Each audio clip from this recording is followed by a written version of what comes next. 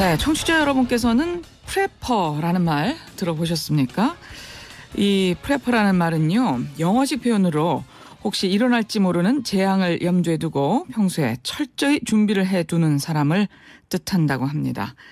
나라 안팎으로 크고 작은 사고들이 일어나는 현재 생활에서 이렇게 재난에 철저하게 대비를 하고 살아가는 이른바 프레퍼들이 주변에는 의외로 많다고 하는데요. 자, 이 시간에는 프레퍼 한 분을 좀 만나보겠습니다. 이분은 생존팩이라는 배낭을 늘 준비해 둔다고 하는데요. 최근 재난시대 생존법이라는 책도 내셨다고 합니다.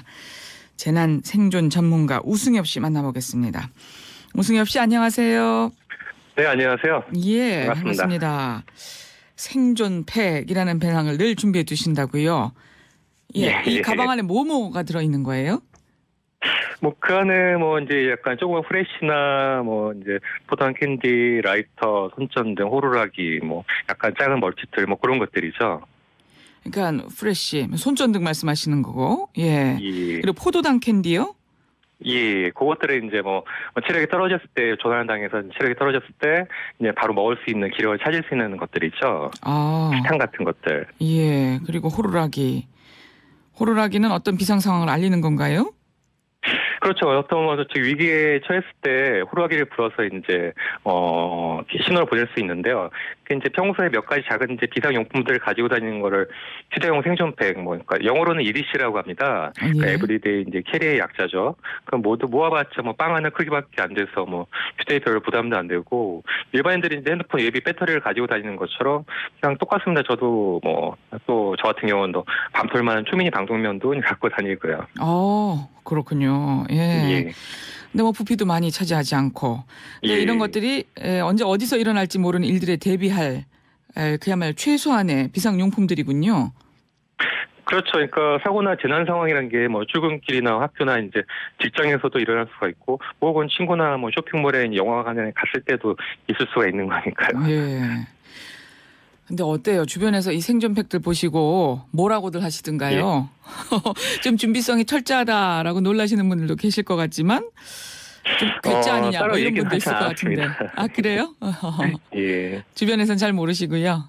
예. 요번에 이제 따로 얘기지 않았고요. 뭐 이번에 이제 저도 책을 내고 몇 군데 이제 방송이나 인터뷰를 하면서 이제 친구나 가족들이 알게 됐죠. 뭐라고들 하던가요?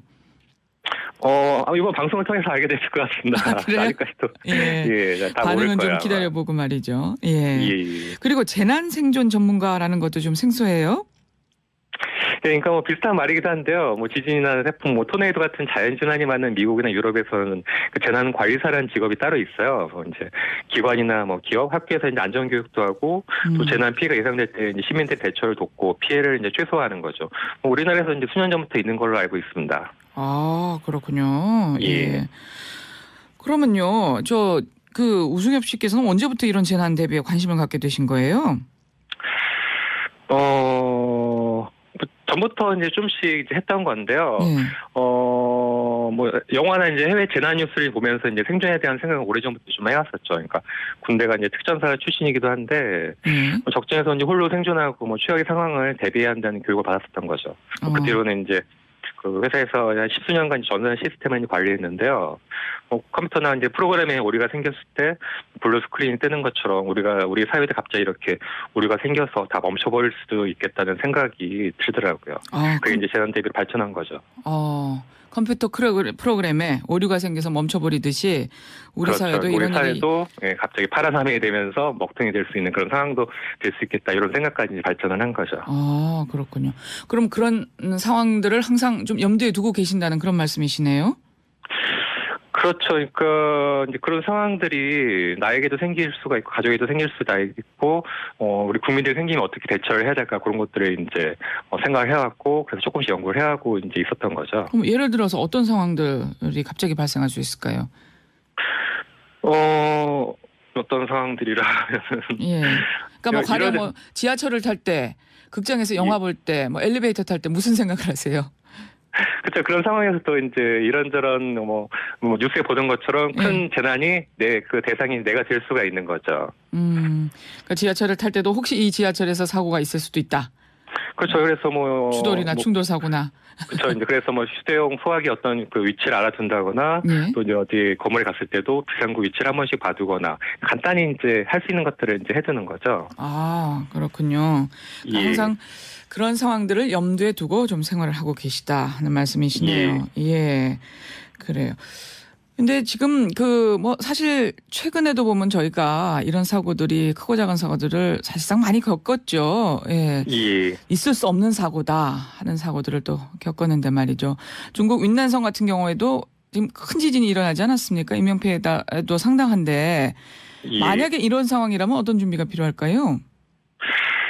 그러니까 요즘 우리나라에도 지진이 급증한다는 보도가 있는데요. 그 지진이 일어나면 일단 재빨리 대피해야지 뭐 돈이나 중요한 것들을 찾는다고 시간을 허비해서는 안 됩니다. 뭐 제 책에서도 중요하게 언급을 했는데요.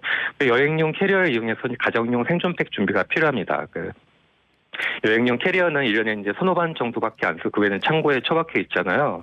그래서 이제 평상시에 중요한 물품들이나 비상식량, 중요한 물건들을 미리 캐리어에 넣어둔다면 뭐 지진이 났을 때 이것저것 챙길 필요 없이 바로 그 캐리어만 끌고 나가면 이제 되는 거죠. 아, 그러니까 집에 있는 여행용 캐리어, 평소에는 그냥 텅 빈 채 처박혀 놓는 이 여행용 그렇죠. 캐리어를 생존팩으로 활용을 하고 계시다. 그렇죠. 일본에서는 그렇게 하고 있어요. 지진이 잦은 일본에서는. 아. 그러니까 여기 항상 뭔가를 지금 비상용품을 두시고 항상 싸두신다 이런 말씀이시네요? 그렇죠. 여행을 할 때는 다시 그대로 이제 뭐 비닐에다가 옮긴 다음에 또 여행 갔다 오면 다시 이제 그것을 채워놓고 크게 힘들거나 번거롭거나 하는 그런 작업은 아닙니다. 네. 그러니까 비상식량 등도 좀 구비를 하고 계시는 거고요. 예, 그렇죠. 예. 그러니까 캐리어에 구체적으로 뭐를 좀 넣어두시고 계신 건가요? 캐리어에는 이제 간단히 이제 며칠 정도 먹을 수 있는 비상 식량이 될 수도 있고, 약간 이제 조그만 어떤 반합니다. 식기 같은 것일 수도 있고, 아니면 또 어떤 중요한 데이터가 담긴 하드디스크나 어떤 장비일 수도 있는 거죠. 그렇군요. 예. 그리고요, 책도 내셨잖아요. 재난시대 생존법. 예. 그래서 재난을 만났을 때 대처법도 소개를 하셨던데요. 좀 주요한 내용 좀 소개해 주시면 어떤 게 있을까요? 그렇죠. 그러니까 작은 사고의 대처법부터 이제 우리가 사는 곳이 이제 최악의 상황에 처했을 때 쓴 가정하고 이제 쓴 책인데요.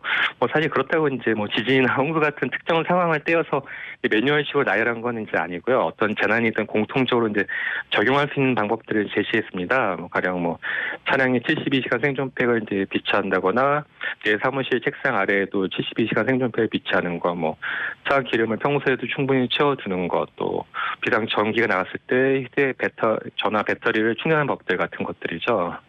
휴대전화 배터리도 항상 충분히 충전해 두고 기름도 그렇죠. 좀 넉넉히 항상 넣어두고. 예. 집에 어떤 물을 간단히 보관하거나 정돈의 방법들 그런 것들도 있고요. 예.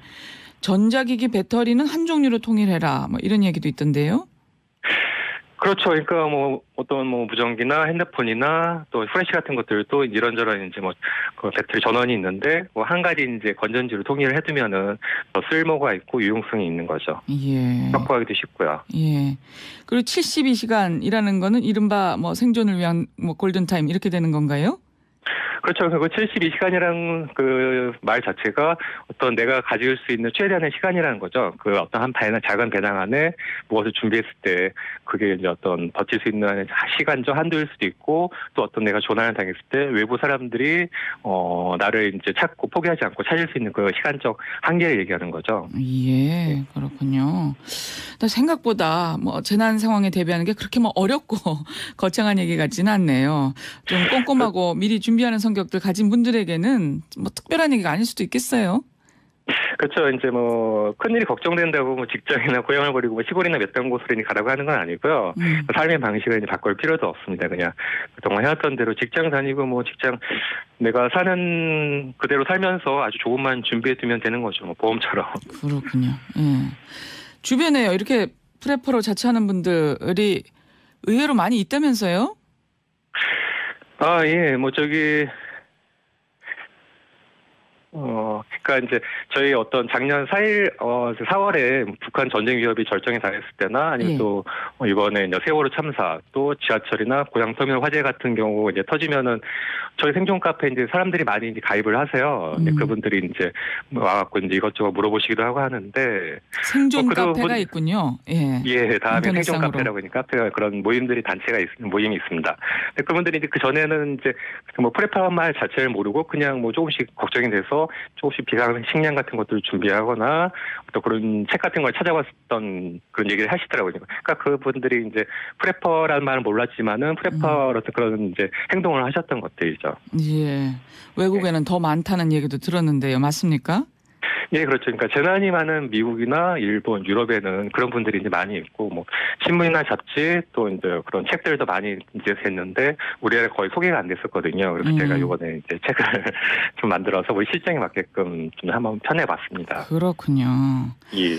근데 우 선생님, 그 옛날에 중국에서 살았다는 기우라는 사람이 있잖아요. 하늘이 주저앉을까, 땅이 꺼질까 걱정만 하고 살았다는 그 기우라는 사람이 있는데, 프레퍼하고는 어떻게 다른 걸까요?